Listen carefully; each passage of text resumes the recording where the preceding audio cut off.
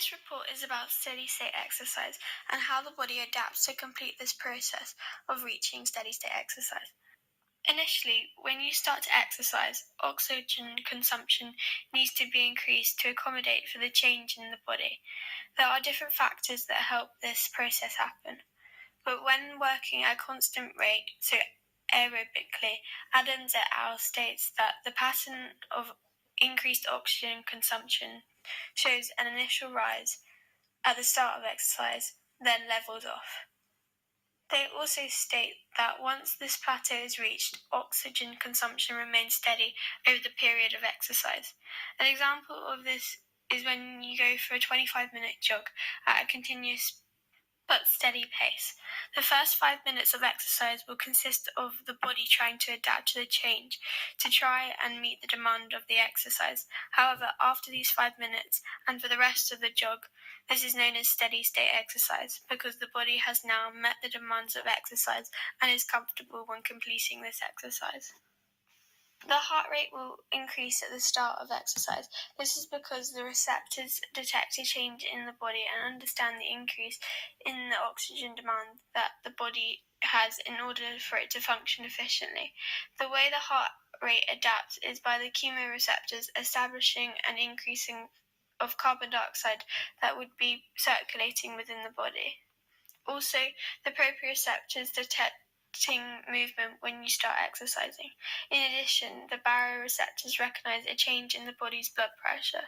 So once the receptors detect the changes, they send a message to the medulla oblongata that is within the brain.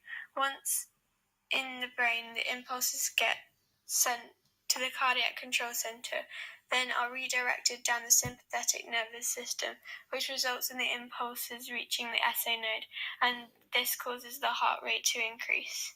Also, a bit before exercise, the heart rate will increase, and this is known as the anticipatory rise. This is your body preparing itself to do exercise. So therefore, the same process happens, by which the impulses get sent to the brain and then down the sympathetic nervous system, which then increases the heart rate.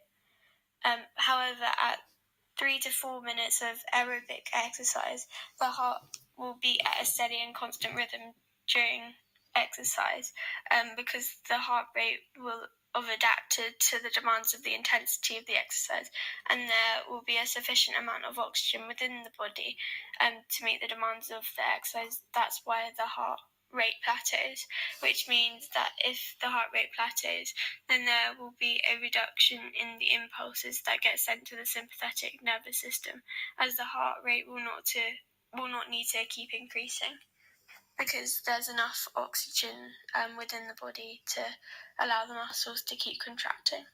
So this is the heart rate's response to steady-state exercise. Straight volume's response to steady-state exercise. Straight volume is the amount of blood that leaves the left ventricle in one contraction. An increase in venous return, according to Starling's law, will consequently increase straight volume at the beginning of exercise. This is because more blood will be returning to the heart due to the muscular contractions. According to Adams et al., so therefore there is an increase in the blood volume that fills the heart. This results in a larger stretch in the ventricle walls, which enables the cardiac muscle to contract more forcefully, so that more blood leaves the heart per beat, and therefore increases the straight volume. But the straight volume will reach its maximum capacity, by which the heart can physically not release the volume of blood per beat that the body demands for. So therefore will plateau at steady-state exercise, as the demand for oxygenated blood is met. Typically, at rest, an untrained athlete's straight volume is 70 to 80 millilitres of blood that leaves the heart per beat. However, a trained athlete's straight volume at rest is normally 110 millilitres of blood per beat, and their heart rate is sufficiently lower during exercise compared to an untrained athlete. This means that during exercise, with a lower heart rate, this allows a greater filling of blood during a longer diastole phase.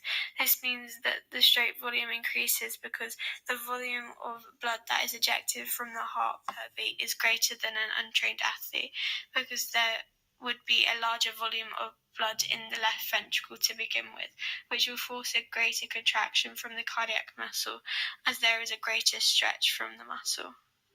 So cardiac output is stroke volume multiplied by the heart rate.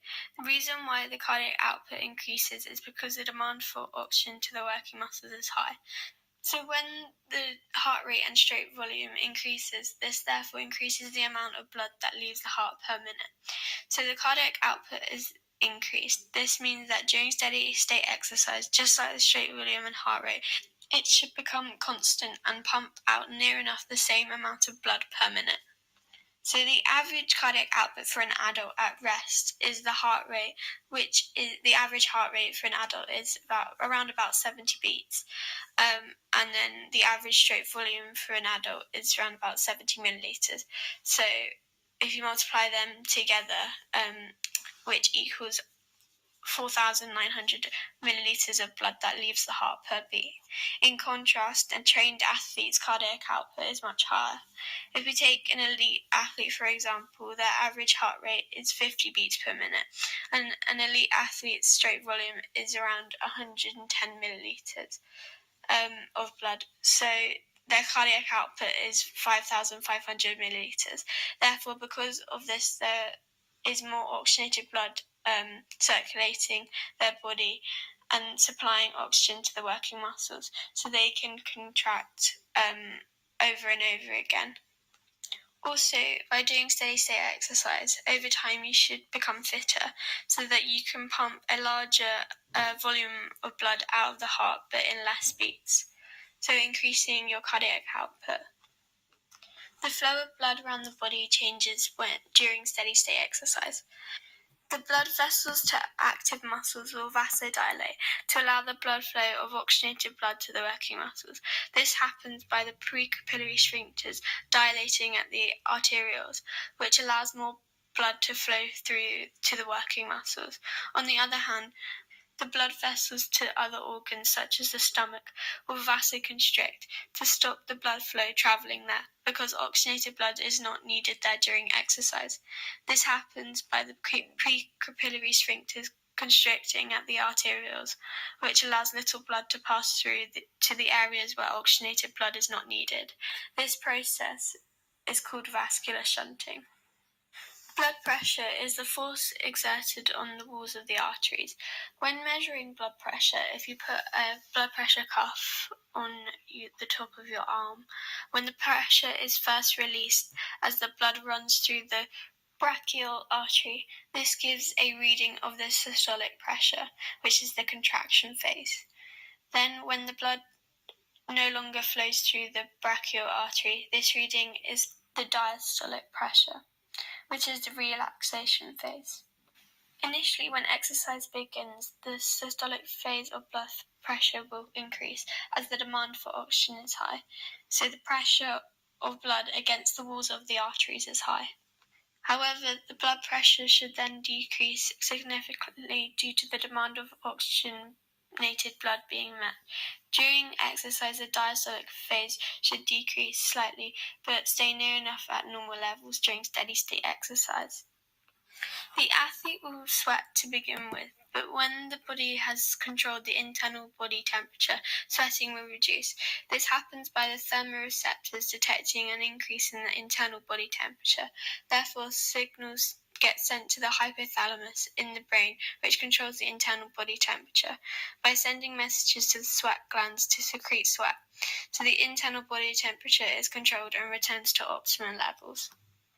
Due to the blood vasodilating, there is a low pressure of blood flowing through the veins, so that would increase venous return because the volume of blood that passes through the veins would increase because of the low pressure.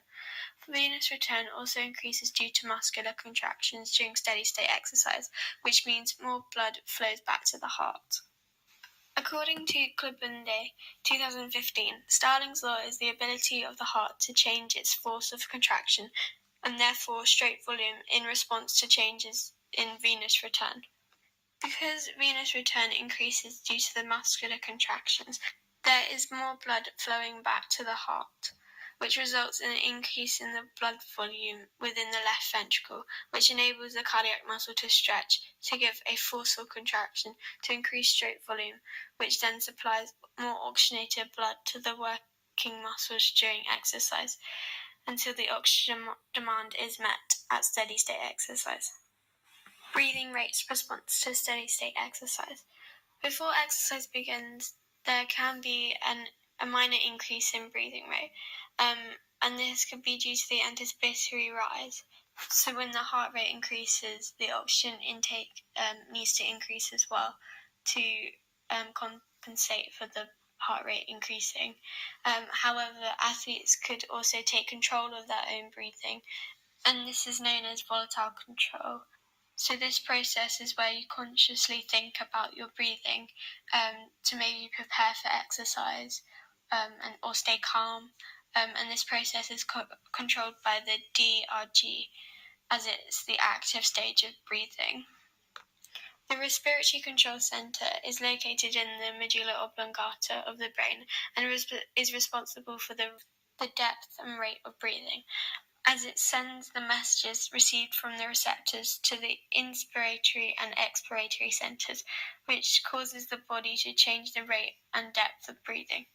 At the start of exercise, there is an initial increase in breathing rate and depth, as the demand for oxygenated blood is high, and therefore the intake of air becomes more frequent. This process happens by firstly the receptors, such as the chemoreceptors, that detect chemical changes, proprioceptors that detect movement, thermoreceptors which detect temperature change, and stretch receptors which indicate a stretch or inflation of the walls in the lungs. These receptors detect the change and try and counteract these changes. Impulses get sent to the RCC and then to the inspiratory center via the VRG, because the VRG contains both inspiratory neurons and expiratory, which enables the body to recruit extra muscles to contract to gather more air. So like at rest, the diaphragm contracts, so flattens to allow air into the lungs, and the external intercostal muscles still contract, but additionally the sternocleidomastoid contracts so that more air is forced into the lungs, resulting in an increase in depth of breathing. Also, the stretch receptors detect inflation of the lungs, which triggers the impulse to the RCC, which then sends the message to the expiratory center via the VRG from the phrenic nerve. This causes the muscles such as the diaphragm and external intercostal muscles to relax. However, it then causes the rectus abdominis to contract so that it increases the rate of breathing. You exhale quicker to get rid of the waste product of carbon dioxide so that you are ready to inhale more air again. However, at steady state exercise, the demand for oxygen is met. Therefore, there is a reduction in the impulses that get sent to the inspiratory and expiratory center, which then causes the breathing rate and depth to be constant. So breathing rate plateaus.